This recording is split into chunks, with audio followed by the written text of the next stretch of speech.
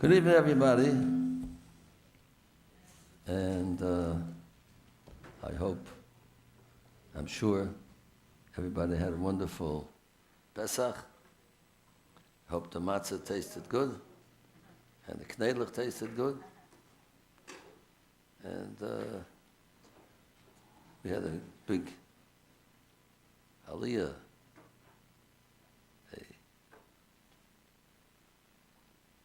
getting close to Hashem, such a wonderful holiday. Hope everybody felt it, felt the holiness of the wonderful time of Pesach. And we're on our way to Shavuos, the march towards Mount Sinai to accept the Torah.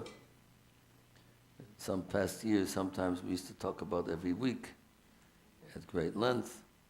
This week is the week of Gevurah. And tonight we start already the next week of Tiferes. Tonight we count 15 days, which are 2 weeks and 1 day to the Sphira. We're already 2 weeks towards Shavuos and away from Pesach.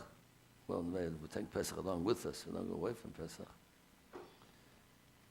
Tiferes, Gevurah is the week of self-control. And Tiferes is the time when we show the Jewish people are special. People look at us, that we're very friendly, giving, compassionate, and people can see that we're different kind of nation because we have the Torah. Maybe we'll give somebody special attention who needs attention, somebody who's lonely, do special kindness to somebody who needs kindness. People, oh, that's so nice of them. They have Torah feelings, Torah ideas. That's the week of Tiferes, of beauty of the Jewish people, of their special actions, feelings for other people, feelings for Hashem. It's a different kind of lifestyle. We have different ideas, different goals, and therefore we act differently. Not only for ourselves, but for others. So this is the third week of the Sphira counting on our way to accept the Torah on Shavuos. Right now, we've started the second book of the Torah, Shemos, Exodus, and we're about to discuss the whole experience the Jews had in Egypt before they left. We're in the very beginning of it right now. And it tells us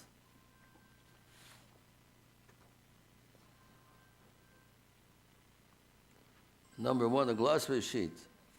The Jews were in Egypt. The old generation died out. Joseph and his brothers. A new generation came up.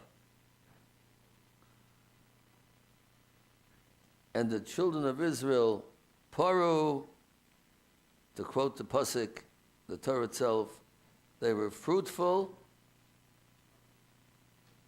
vayishritzu, and they multiplied unusually, like a sheretz, like you have the little creatures that crawl on the ground, they have offspring. Many at one time. By Yirbu, there were many, and they were strong, but very, very much. And the land became full of Jewish people. God gave a special blessing to the Jewish people that the mothers, Vayishritzu, our rabbis tell us that they used to give birth to sextuplets, 6 at one time. God was making the nation grow very rapidly. Why? To the extent we'll see that the land was full of Jews. They became so plentiful. They started off with 70 people, you remember. 70 people came down to Egypt. It's counted at the end of Bereshit. It gives all their names. And by the time they left, there were millions. Some of them died out before they left, in the 3 days of darkness, we'll see later on. But there was such a big amount of Jews that left in a relatively short amount that they were there for 210 years, and they multiplied to such a great extent. Why did God make the Jews multiply so much in Egypt? From 70 to such a great amount. Because he was preparing them. He made them to a nation. He was preparing them to accept the Torah Mount Sinai. And every law in the Torah and every word in the Torah is so deep and so full of knowledge. You have to have a whole nation to be able to study the Torah, to understand it. One person can't understand it. 10 people can't understand. Everybody takes their part of the Torah to understand. Everybody accepts the whole Torah, all the 613 commandments. But you need a whole nation in order to be able to study Torah and make it a complete thing. It's impossible for one person to know the whole Torah. You have to divide it up in different parts. And we need a whole nation of many people for them to accept the Torah from Hashem, from God. So we're becoming a nation at this point. And a nation means many people to be called a nation, not just a family. Till now it was a family. When it came down 70 people, it was a family. Yaakov and his children and his grandchildren, that was a family. By the time they left Egypt, it was a nation. A nation means you have families that they explode and they have so many offspring and they become ready to accept the Torah Mount Sinai. So this was what's happening in Egypt. And that's what we said in the first of our glossary sheet. The children of Israel, Vayishritzu, they expanded very rapidly, more than natural means of people. So many at one time that were born. Shisha, one woman would give 6 at one time. And a new king stood up over Egypt, Melech Chodosh. A new king stood up over English, Asher lo yada es Yosef. He did not know Yosef. Imagine that. A new king didn't know Yosef. Somebody I was speaking recently said, it's as if you have Trump running for office, and he said, I never heard of George Washington. Who's George Washington? Never heard of him. Was it possible such a thing? A president running for office, never heard of George Washington. They tell him, wow, you must have failed your history course terribly. You never heard of George Washington. Is that possible? Never mind someone running for office, not even American. Did not know Yosef. Yosef, the one who saved them. They would have died from starvation. He's the one who interpreted Pharaoh's dream. Remember, we studied about it. And he went around and piled up and stored up the food to save them. And if it wouldn't be for him, they would have died. It wasn't that many years ago at this time. And he didn't know Yosef. Well, we have a difference of opinion. Was he really a new king, or was the old king? But he became different. He made himself new. He made himself like he didn't know. That doesn't mean he didn't know Yosef. Of course he knew Yosef. But he made himself as if he doesn't know. He didn't want, I don't want to know. I don't want to know you. We have an expression in English. I don't want to know you. Well, because you don't want to know. Of course you know him. But I want to make it as if I ignore you. I'm not interested in you. And that's the title of tonight's shmooze we're talking about. That people, how people could be ungrateful. To what extent a person who saved the whole country and just to ignore, turn your back on him as if he didn't ever existed, no appreciation, no gratefulness. That's how bad this king was. And to the extent as if he didn't know him. Because he didn't want to know him. Why? Because he wanted to make this terrible decree against the Jewish people. One of the worst character traits that we're told is people to be ungrateful, to be unappreciative, to turn our backs on people who do good things for us. And we're told that a person who's ungrateful to people will become ungrateful to God, because it follows one to the other. A person who doesn't care about what people do for him, they don't recognize it, they don't appreciate it, so eventually they get so involved in themselves that nothing moves them. Who cares? I don't care what he did for me. I live for myself. A lot of people live for themselves. And people don't want to be appreciative because their nature doesn't want to appreciate. Why? If you appreciate somebody else, recognize they did something for us, that means we have to come on to him as if we are not independent. We're not self-reliant. We have to come on to somebody else. And our nature is, I want to be independent. I don't have to come on to somebody else to thank him, and as if I need him. I want to be my own person. This is why people don't show appreciation. They try to play it down. He didn't really, if it wouldn't be for him, I wouldn't have gotten it anyway. You think I had to come on to him. I don't need him. What did they do for me? It's no big deal. They were going to do it anyway. So they happened to do it for me. Anyway, people find why not to be appreciative? And the bottom line is because once you appreciate and once you're grateful, that means you are lowering yourself to that person. He did something for me, or something over me. And people don't like to have people over them. They want to be independent, they want to be their own people. And that's reasons why people are not grateful. Here, there was another reason, which it's connected to it, but a little different, more than that. Because, what did he say? I mean, it's something that we have to learn from. That like I was saying, it's one of the most frowned upon, bad character traits of people not to appreciate. Because once a person doesn't appreciate what people do for them, they don't appreciate what God does for them. It happened by itself. God's not involved. It's just, he put it into motion already, but I don't have to come on to God either. People don't want to come to God either. They don't want to have to feel that they're obligated.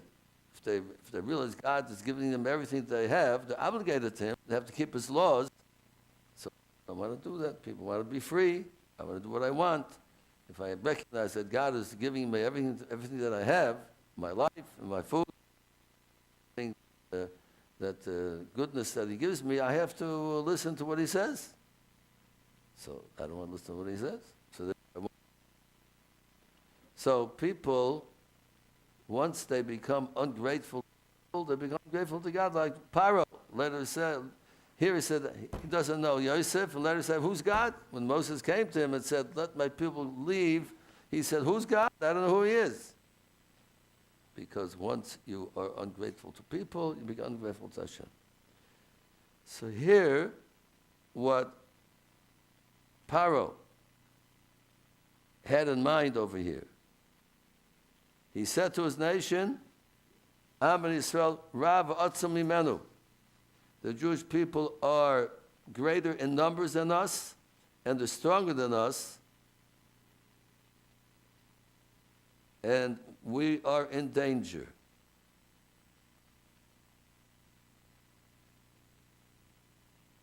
That's in number 5. The children of Israel, Rav or more in numbers, v'atzum stronger than us. And what's going to happen? If we'll be attacked by another nation, they will go against us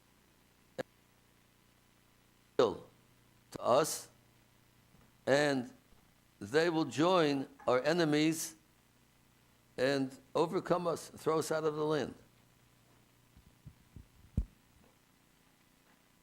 Somebody told me last night that when I take that, instead of this, they hear much better when they're following online. It's the same. It's the same. Yeah, the problem is wire there. Try this.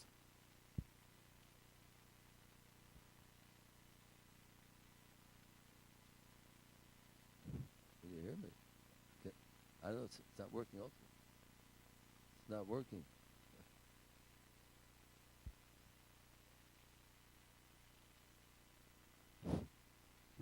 Oh no.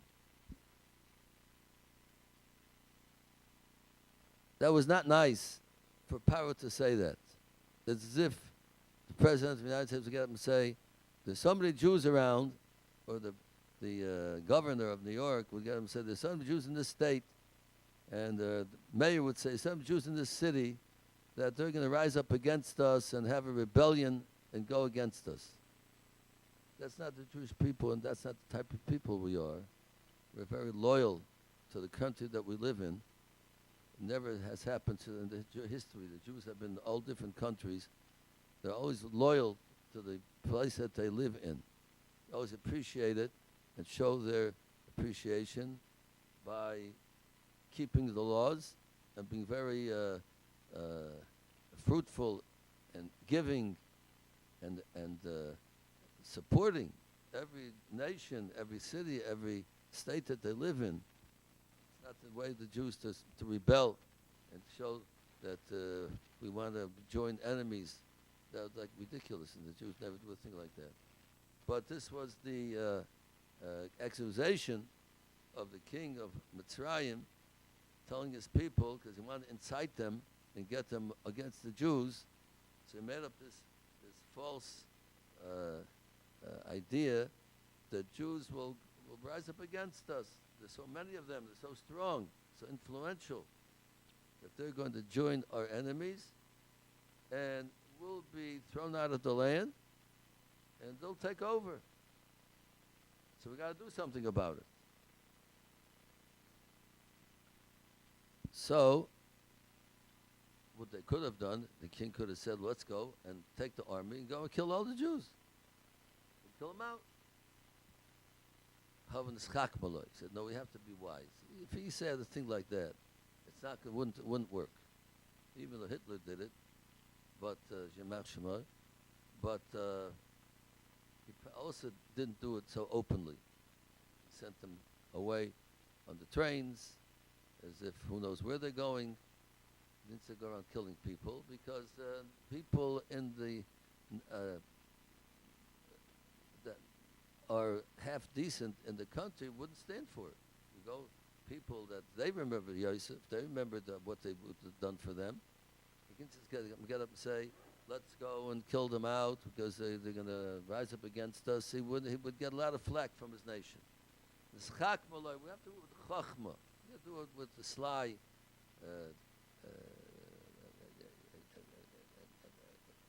some type of idea how to combat them, to calm them down, to make them not so prominent amongst us. They won't be able to get up against us. So the idea was to get them to work for them, enslave them. This way, they won't be killing them. It won't get arouse the anger of people in the nation. Number one, number two, if we kill them, well, what are we going to get from that? So this way, we'll enslave them, and we'll get a lot out of them. We'll be able to build things for us and do things for us. Just like in concentration camps, you send them to different factories. All the factories today from Germany. I think I mentioned before not so long ago.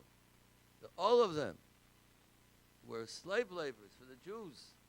all these different cars that we have today, the Volkswagen, the Audi, and all those factories were used for war weapons, and they enslaved Jewish people there. They made them work for them. They didn't get them food. They killed them. Anybody wasn't useful. I think I'm exaggerating. Look it up and see the facts. I've looked up know the facts. I wouldn't buy a German car if you paid me. All these factories were slave laborers. They persecuted Jews, killed them, and they made them terrible, nothing. Put them down. Did everything against them. The same thing. First they worked them to the bone, and then they got rid of them. They got the next people. They took them from the concentration. They used to send them to them. We needed some amount of Jews sent to our factory. We need them, and they would take advantage of them the worst way. And the same with all these the different appliances you have today. Everybody would call the Bosch,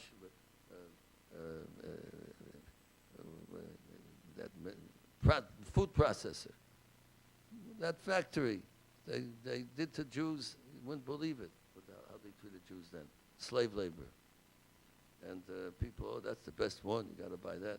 Anyway, this is what, let's do it b'chachma. We're not going around killing them. Let's get work out of them. Let's work them to the bone and make them slave labor for us, and we'll be able to build all the pyramids and the Sphinx. They have over all the other, what the Egyptians today, everybody goes to see, sightseeing. It was in Egypt, the pyramids. Who made the pyramids? The slave labor, the Jewish people, many of them. And so the Egyptians went along with it. And they made them build cities for them, fortified the cities, the slave labor of the Jews. And God retaliated. As much as they made them in pain, that's how God made them multiply. They became stronger and stronger, bigger and bigger. The Egyptians thought they'll make them slave laborers like that. They won't multiply so fast. They won't have any such a good relationship in the home anymore. They'll be so tired out and so full of fatigue that they won't have any real home life anymore. But it didn't happen that way. They kept multiplying more and more. The Egyptians saw their plans not working. Israel. That's a very difficult, different connotations. They became Vayakutsu. Different explanations. I want to add to that one of explanation, Vayakutsu. If we study how that terrible guy, I'm going to mention his name again, what he did to get the Germans to kill the Jews, he made them into subhuman people. He used to advertise and show the Jews, and he used to make like animals with Jews' faces on it. He used to show like, or worms, or all kinds of disgusting animals or creatures. He used to make them, that was the whole strategy that he had. The people who wanted to kill the Jews, because it made them into monsters, into subhuman people. He said the Jews are subhuman. You kill animals, right? For a purpose. You want to eat them, or you want to use the fur, or you want to be afraid of them, so you kill them. So the Jews are subhuman, and therefore there's no reason to keep them around. That was the whole. That's how they advertised and showed all the pictures of Jews in such a way that has an effect on people. He was the animal, and he was a snake, and whatever words we can say, but that was his whole strategy to get his people. I mean, it's unbelievable. People go to kill men, women, and children the way they did so mercilessly against the Jews. And how do people go ahead and listen to him and go ahead and kill and murder people, innocent people like that? That was part of his strategy that he made them subhuman. These are not human beings. They look like human beings. They're shrutzim, the roaches and worms, and made all kinds of advertising like that. So yakutsu, that they made them, they were disgusted. That was the type of strategy that they made in Mitzrayim. How did the people that they lived together for so many years? For so many years that they lived together and they were such good neighbors. And all of a sudden they rise up against them. Just like people who went through the Holocaust, they lived the same block with their neighbors, and they used to go in each other's house, and they were good friends, and all of a sudden they rose up against them and threw them out of their house and put them on the trains and so on. Well, this was part of the strategy. They could make them like they were disgusted. They made them disgusting people. That was their propaganda against the Jewish people, for the masses to rise up against them, to make them into to nothing, to make them subhuman. That's what they did in Mitzrayim. That they, at one time, they were so elevated in the eyes of the non-Jews. Yosef and his brothers, they had such great respect for them, and now they put them all down. They were so mean and terrible of things that they did against them. So you have to have some kind of philosophy to get people to do that, to change their whole attitude, their whole relationship with people that you have a good relationship, and then you turn it around and make them the murderers against them. There has to be some kind of way. We have to come to some kind of strategy.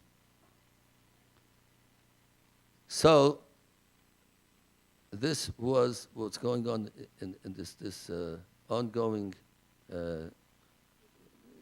change in the whole relationship with the Jews, from way up there to way down there. And so as they saw what they did till then wasn't working, so they even did it even more, made it even worse for the Jews. As a matter of fact, our rabbis tell, oh, it's 9 o'clock already. Oh boy. It's time for questions already.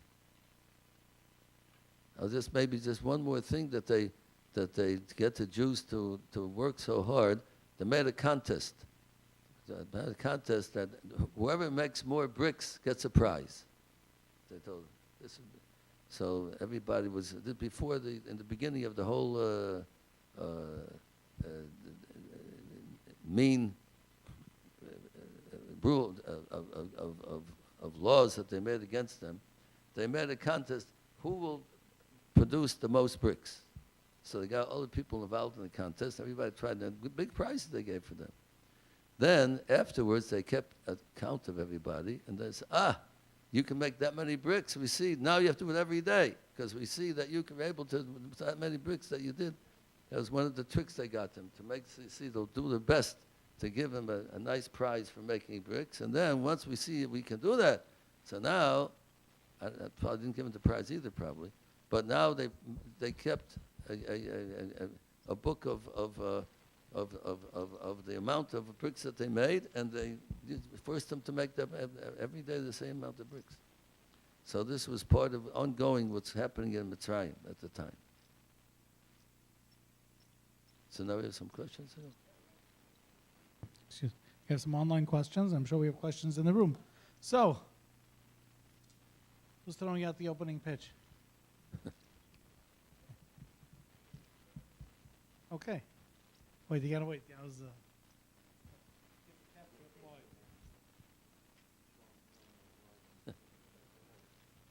How are you, Rabbi? Hi. Oorah is going to be making a singles retreat for the boys and the girls in Shabbos, 2 Shabbos, yeah, next week. And the question is for the guys: should the guys shave? Is one allowed to shave for the singles retreat? The boys, since right now it's a Sphira, so we're not allowed to shave.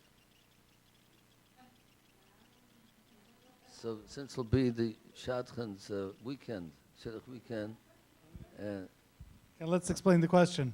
There's a prohibition to shave during portions of the Sphira. There are 2 different times of the thing. There are two different periods of Sphira, which is why I shaved and why Moshe did not shave. There are two different ways to count it. So this, But by next, and I also not in Shidduchim. That's by correct. next week, it'll be according to everybody. By next week, right? By next week, starting tomorrow or the day after, depending on, it'll be by Friday. It'll be everybody. It'll be not shaving. So next week there's a singles weekend. Oorah has the Rebbitzins program. Anybody who's watching, who's a member of the Rebbitzins program, or who wants to become a member of the Rebbitzins program, should actually contact the Rebbitzins program at the Oorah office. And there'll be a weekend if you're single and eligible, and they'll let you know if you're single. They'll let you know if you're eligible. Anyway, so the question is it appropriate for boys to shave since girls will be seeing them, and the first impressions are important. So, should the boys be shaving or not? Well, there's two ideas involved in answer to that question. Many girls today who are very religious will be turned off if they see boys shaving during this period of Sphira. They'll say, shaving? He's not for me. He's not religious enough. He should not be shaving. So we have to know exactly what type of girl he wants to marry, he's looking for. And if he's looking for a real religious girl, he better not shave because she won't look at him. Yeah, yes. Okay. I think most of the people coming are that type, I think. I don't know. But if we're talking about more modern type of people, there would be a heter, permission to shave since it's Erev Shabbos especially. In the honor of Shabbos, some people are allowed to shave in honor of Shabbos, even during the work of Sphira. So put together, it's Erev Shabbos, and also because this is a big mitzvah to get married, and there are those who say shaving is not the same as a haircut. Some people, shaving is like washing your face. It's not like a haircut. Haircut you can't take during the time of Avelis, during the morning period. Some people shaving is not conducive. So we have three different things over here, reasons why we could permit the person to shave for that occasion. But I would say be careful, beware, because if you shave, you might kill that shidduch you're looking for. Make sure. Okay. Very non-committal answer over there. Okay. Okay, we have an online question. My kids love playing basketball on Shabbos. Is there something wrong with me allowing them to play or me joining them? Obviously, it's an enclosed area. Well, I think it's a question of propriety, not a question of halacha. yes. Well, of course, we're talking about where you're allowed to carry, naturally. It's an enclosed area. It's in the Enclosed backyard. area. If the children are not bar mitzvah yet, so it would be permitted for them to play. Once they're bar mitzvah already, and the parent asking for himself, it would not be in the spirit of Shabbos to play basketball. Shabbos is a time for connecting to God, of thinking about emunah, about the belief in God. God created the world in 6 days and rested on the seventh day. And it's a time of holiness and purity and time to contemplate and think and talk and do things that make us more holy and more closer to Hashem. So playing basketball, even though it might not be within the forbidden actions of Shabbos, but it's far from the spirit of Shabbos, and therefore it would not be proper for a person to, once you're by mitzvah, to indulge in sports in Shabbos. It's not the right thing to do. Okay. Questions in the room? Come on, don't be bashful.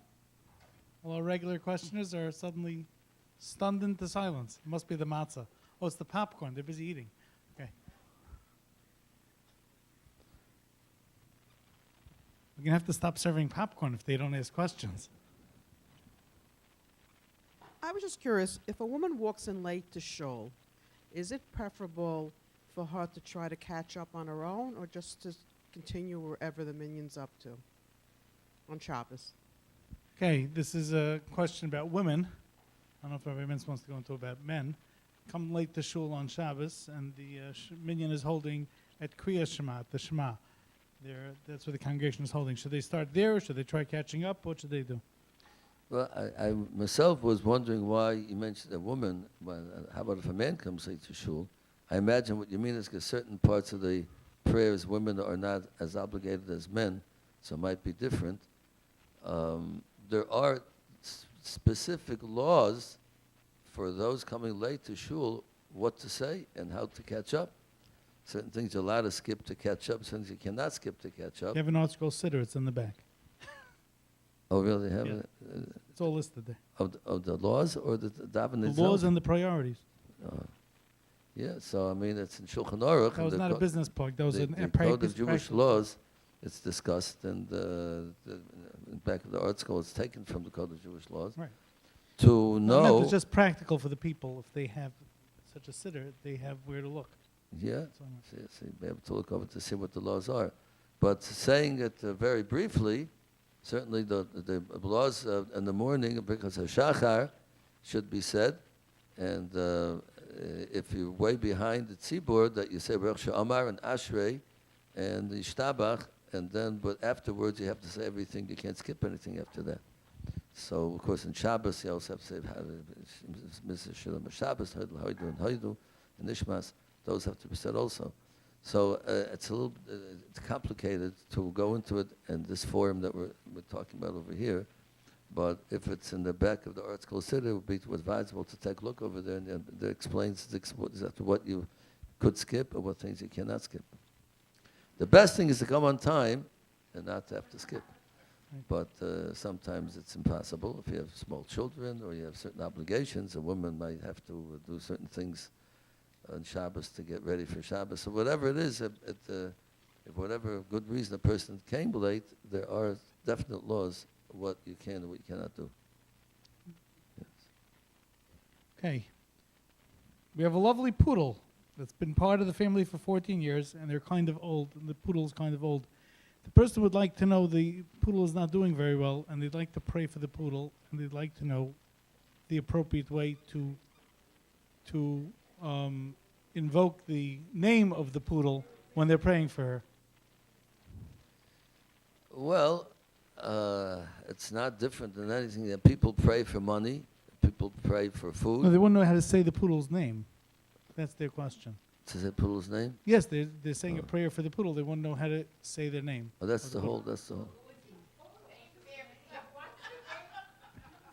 I don't know. Is it a Jewish name or not a Jewish name? I have no idea.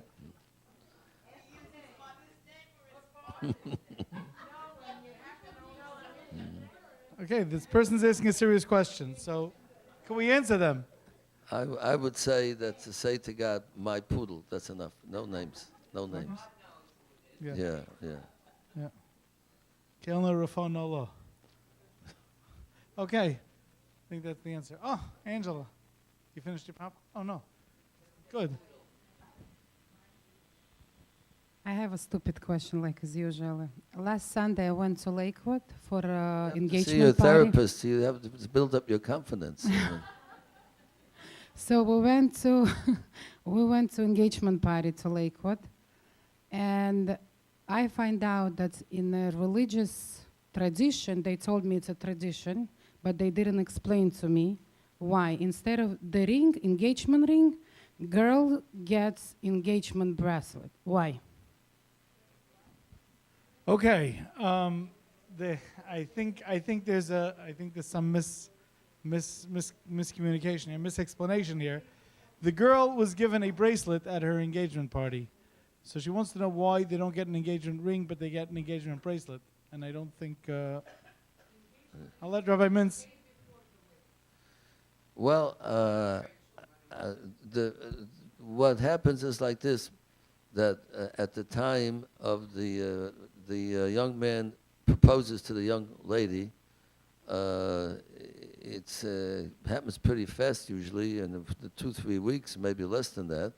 Usually in a religious way of dating and mating, they see each other for a few times, and if they like each other 4, 5, 6, 7 times, and they like each other, so he proposes, and she accepts the proposal, But at that time, there's no ring available because choose a diamond ring, you want to make sure that it's the right one and what she likes. You can't discuss it before they're engaged.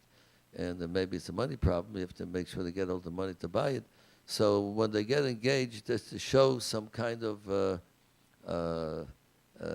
commitment, that's a good word. So he gives her a bracelet maybe or something like a piece of jewelry, and that's in the meantime. But that's not in place of a ring. The ring comes afterwards. It's not right before the marriage. Usually it's 2, 3 weeks later, or during the time of the between the engagement and the marriage. That's when the ring is given. Of course, that's not the kedushin ring. The kedushin, when they're under the chuppah, that's a different ring you give. It's not allowed to have any stones or any fancy ring. The fancy ring comes during the engagement. So the bracelet is not in place of a ring. It's just to show, like I said, a commitment between the two of them that they are going to get married. But the ring comes afterwards, and the ring of kedushin is under the chuppah. And today, the boy gives in the yichud room, he gives her a set of pearls, I think, or something like that, whatever it is. If this is, things, Not as cheap as you think. Yeah. Anyway, question. Online question. Rabbi Mintz, somebody's been looking, it seems that this person has been looking at our online Ask the Rabbi sessions, and Rabbi Mintz has discussed Haredi opposition to the state of Israel because the government is not religious. This person is asking, isn't it true that there's a theological fundamental reason not to have a state of Israel until the Mashiach comes? Isn't there a prohibition against establishing our own state until the Messiah comes, as is explained in the Yael and Alagul of Al-Tzmura and other such works? And isn't there more to it than just a non-religious government? Aren't we opposed to a government, a Jewish government, an independent Jewish state in Israel till Mashiach comes? Well, there is such a philosophy that some people have. Let's say, but some of the Hasidic sects go with that idea that we should not have any government whatsoever in Israel. We can live there if you want, but we're under the rule of the people that live there, the Arabs who live there, and we lived together with them for many years. There were bad times with them, there were good times with them. But like living in America, we don't make our own government in America. We're part of it, we're Americans. And people in England are English, they don't make their own government. So they feel that in Israel too, that they're not to make their own government. Whoever's governing body that's there at the time, so they are the ones who are in control, and we're part of them, and we have our representation in the government, but we're not our own government. But many of us believe that we cannot make a real government. We don't appoint a king. Our government is a king. That's the type of, was a Sanhedrin with the high court and so on, that we cannot do without Mashiach coming. But just as a running place to be able to have a civilization with law and order, so we can have an interim type of government similar to other governments, but it's not the ultimate, it's not what we're looking forward to. That's what we're against, to think that having the type of government we have to, even with religious people, to think that's the ultimate, that is not what we're looking forward to. We're looking forward to King David, his descendants to become a king. We believe in government by king and by high court and lower courts and so on, which we discussed in the past, which is a better way of government than the democracy that we have for different reasons, and especially at the time when Mashiach comes. But it's not the ultimate that we have. It's only for the interim in order to have a government which will make the living situation bearable and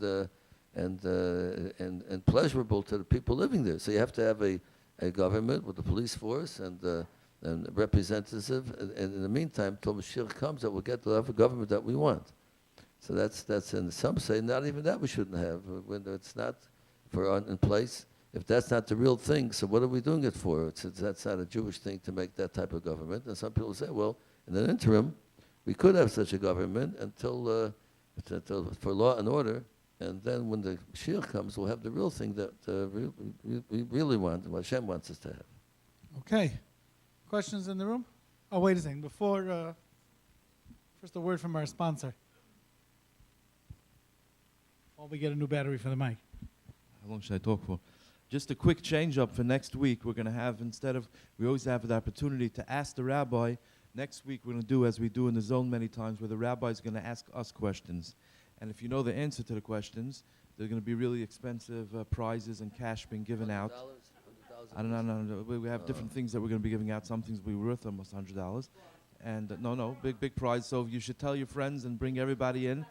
And they'll be very exciting, as well as the next few weeks we have what?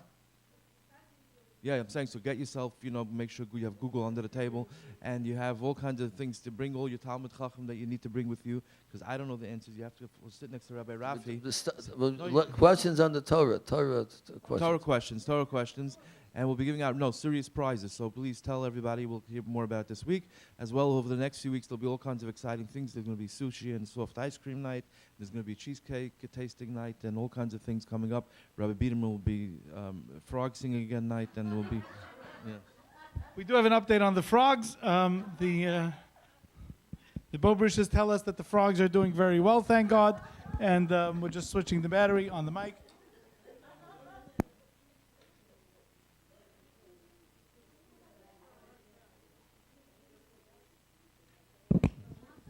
Wait a second, we have an important question that involves the frogs, actually.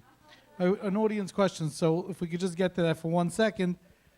It's a halachic question, but I think it's a simple question. I don't think it's a big problem. Do pets need to eat kosher food if their owners are Jewish? Yes? That means you can't give the frogs worms? I think we should let Rabbi Mintz answer the question. Thank you. Can a person who owns a pet give him non-kosher food? That's the question. That is the question. The answer is like this. It depends what the degree of not kosher is. There are certain types of non-kosher products that we're not allowed to derive any pleasure from, like chametz. You cannot feed your animals chametz on Pesach because you're deriving pleasure from it. Certain foods you're not allowed to eat, but you're allowed to derive pleasure from. So those types of food that you're allowed to derive pleasure from, you could feed your animals, even though you're not allowed to eat it yourself. It's not kosher, but it's not that strict that you can't derive any pleasure from it. For instance, if you have a dog or a cat and you want to feed them the meat, you could feed them non-kosher meat because you're allowed to get pleasure from non-kosher meat.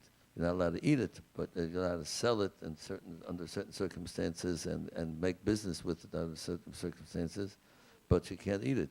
So just like you get different type of pleasure from it, you can feed your animals from it also. But those type of foods, for instance, like I said, chametz, or let's say type of kalayim, of different types of grafting different types of grapes with other types of foods. It's not too, people don't have those things today. Or that's right, milk and meat, that would be cooked together. We're not allowed to get any pleasure from, so that you cannot feed your animal a thing, meat was cooked with milk. But plain meat that's not kosher, you could.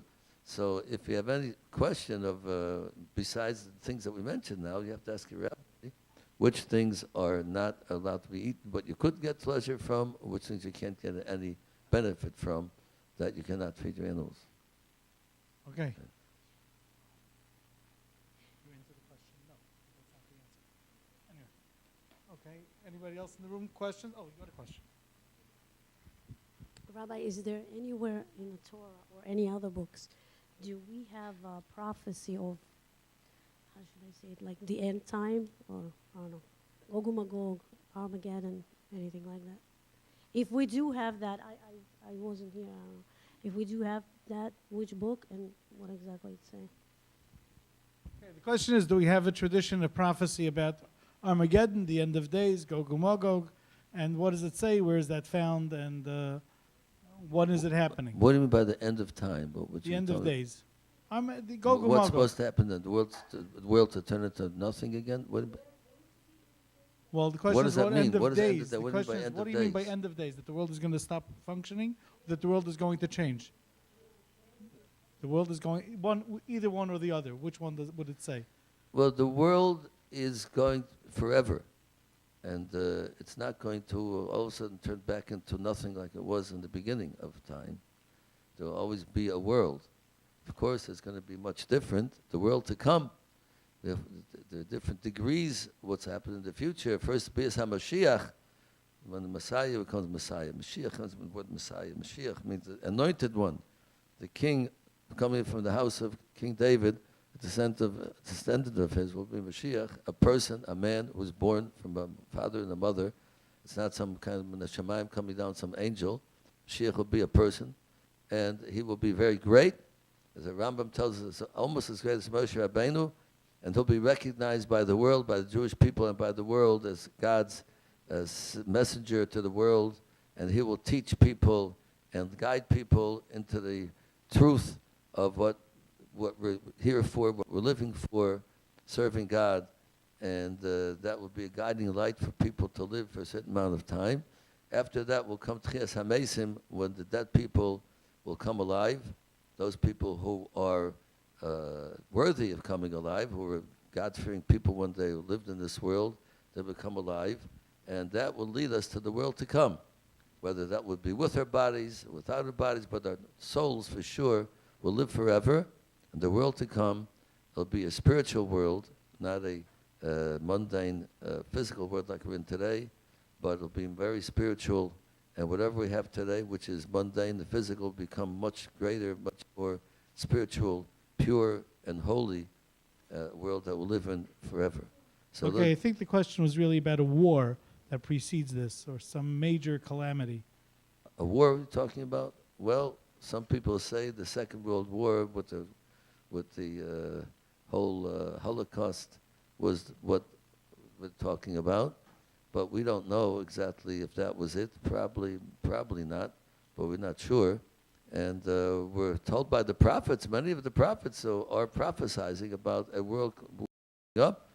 Isaiah talks about it, and different prophets talk about the tragic world war coming up that will be attacking the Jewish people in Israel, and a lot of nations getting together, attacking them, which we can see that happening today, Chas v'sholom, but we see that many people threatening Iran with their atomic threats of warfare and all their friends around them. Maybe that's what they're talking about. We don't know exactly. Like the Rambam says, it's hard to know, but we know that such a thing exists, that such a war that will be, and certain ways that we can protect ourselves from the war, certain mitzvahs that we do, that we're told that will protect us from the suffering from that war to come. So that's about the information that we have right now. Okay, we have an online question, and that is, I heard a legend that there's some ocean that tosses stones 6 days a week and rests on the Sabbath. And behind that ocean are the 10 lost tribes. Is there any basis to this legend, and what's it all about? Well, this is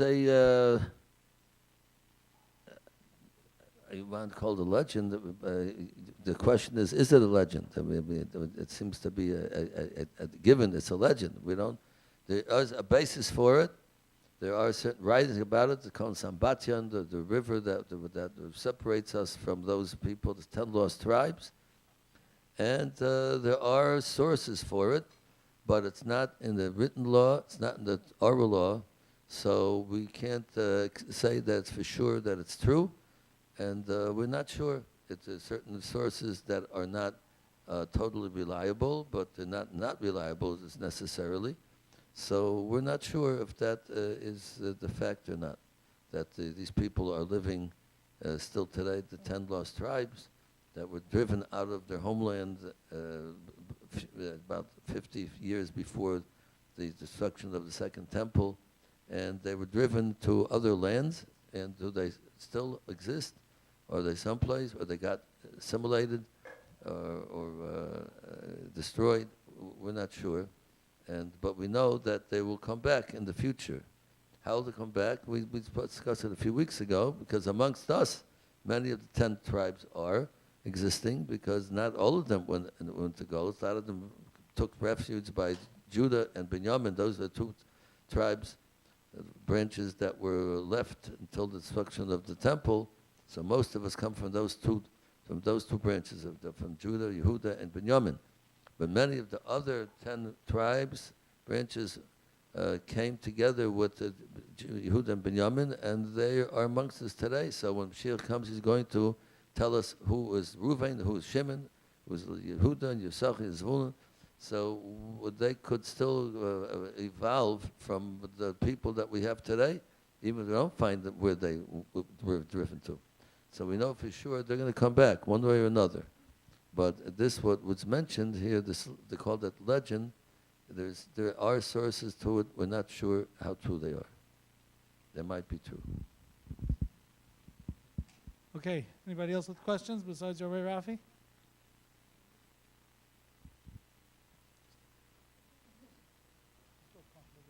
The Gemara tells us that the greatness of Rabbi Yeshua started not when he was a young boy, but rather when he was a young baby. His mother would wheel him into the Beis Medrash where the tzaddikim, where the chachamim were learning.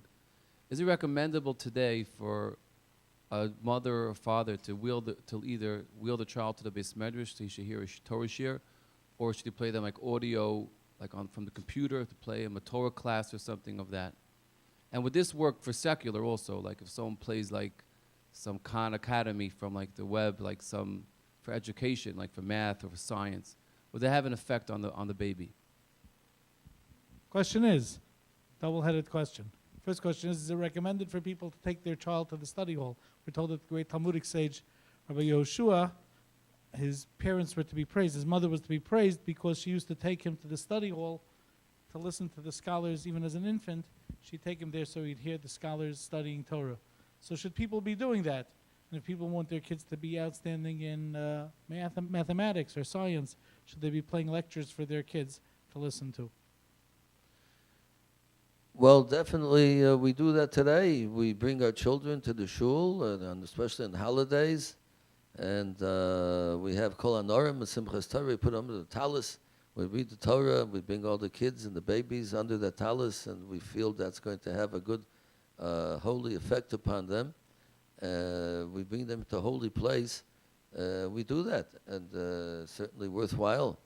And it has to do with Tumah, with non-holy ideas that we're told we should not sing to even to a baby who doesn't understand, to sing songs that are not modest, that they're not holy, they're immodest and unholy kind of words, because that could have effect on the baby. It's brought down, the Mishnah brings it down, that people should not sing to their children lullabies or songs that have anti-Torah thoughts and ideas, because it does have an effect on a child, on a baby even, who doesn't understand.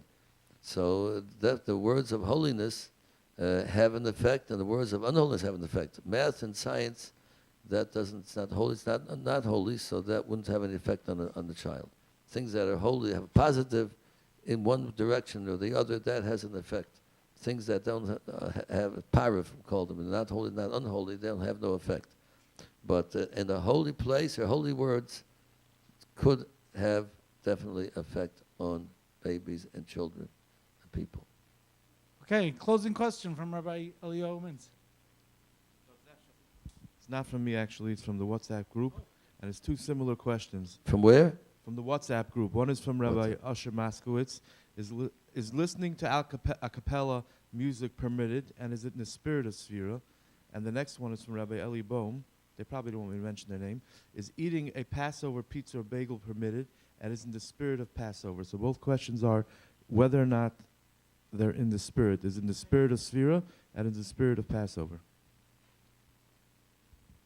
Okay, I think we better explain that during the Sphira period, among the restrictions besides taking haircuts, is not listening to music.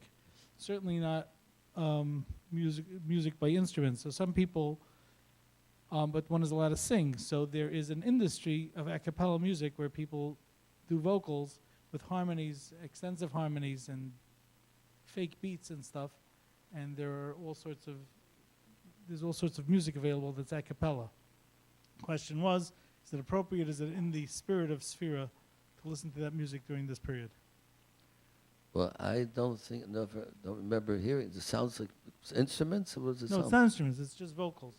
You Complex can tell it's vocals. voices. It's vocals. A Vocals. cappella is vocals. It's Yeah, like- so it's I think we harmony. should give a little background of what Sphere is all about, because we talked about Sphere as a wonderful time between Pesach and Shavuos, a time that we can get closer to Hashem, and it's a time of holiness. But during that period, a tragedy befell the Jewish people, that Rabbi Akiva, who was the greatest of the great, especially in his time, had 24,000 disciples, students that died out during this period. So it became two opposite ideas and things to keep. Number one, the Torah idea of Sphira is achieving, growing, and being influenced in a great way. On the other hand, it's a time of mourning because of the students of Rabbi Akiva who died during that time. So we keep certain laws of mourning during the time of Sphira, like I mentioned before, not getting haircuts, not making weddings, and not listening to music. So now that brings us to, that's all on the side of the mourning part of it. If we only the other part of growing, all these things would not be forbidden. But since later on, after the Torah was given a few thousand years afterwards, it became a mourning period. So now, since we don't listen to music, how about people singing without music? That's permitted. You're allowed to sing without music. That's considered permitted. As far as eating all these items on Pesach that are considered chametz, pizza and French toast and all these things that they make from potato starch, and it's totally kosher for Passover. Eating it, is that in the spirit of Passover? Should it be made and should it be eaten? So certainly I'll say to that, you certainly can't say that it's forbidden to eat because it's 100% kosher for Passover, but my feeling on the matter is that we'd be better off not making all these types of foods unless there's special reason for it. But we should stick to the spirit of Pesach and eat the knedlach and matzah brai and all the kind of Pesach foods that we're used to having, and it gives us more of a spirit of Pesach, especially if we deprive ourselves of these other things. It's not great deprivation because we have all the Pesach foods, and instead, what do the kids remember? We remember as kids Pesach. Remember all the Pesach kinds of foods and all the things. Now I have to go back and think about Pesach, about the pizza and the French toast. I mean, that's not part of the Pesach idea. So it's not in the spirit of Pesach to have those things. Okay, just to go back to Rabbi Rafi's question, somebody said we didn't address one part of it, and that is that would it be appropriate to put on Torah tapes or the live stream? If somebody's kid is up now, should their little baby be listening to the live stream? Would that impact them? Would that be a positive thing to do? Well, it's a good question because it's not a person speaking, it's just a reproduction of sound waves coming out which can make Torah words. And I don't know. I really can't answer that because there's ways of looking at it. And I know some people do it. And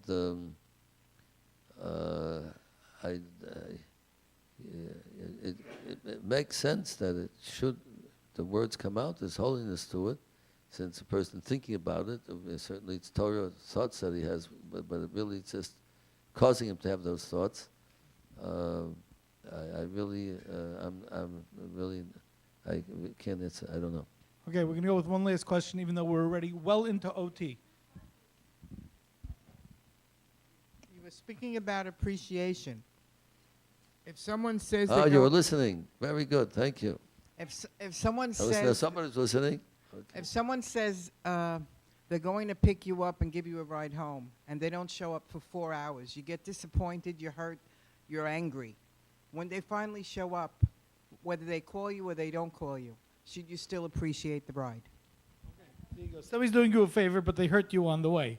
So, do you still appreciate them? The person offered you a ride, they'll pick you up, they'll take you someplace, and they show up 4 hours later, but they gave you the ride. So, Well, you have a right to be upset with them and appreciate them. You might tell them, you know, I mean, it depends on the circumstances. You might say to them, please, next time, if you offer me a ride, I'd appreciate very much if you'd be on time, because this way it lost me the 4 hours. I appreciate the ride you gave me. I think you should show appreciation, but you should, if you have upset with them, you're supposed to tell them you're upset with them, like the Rambam says. If you have something against somebody else, don't keep it in. Let them know. So let them know your appreciation for the ride, and let them know you're upset about the 4 hours that they cost you.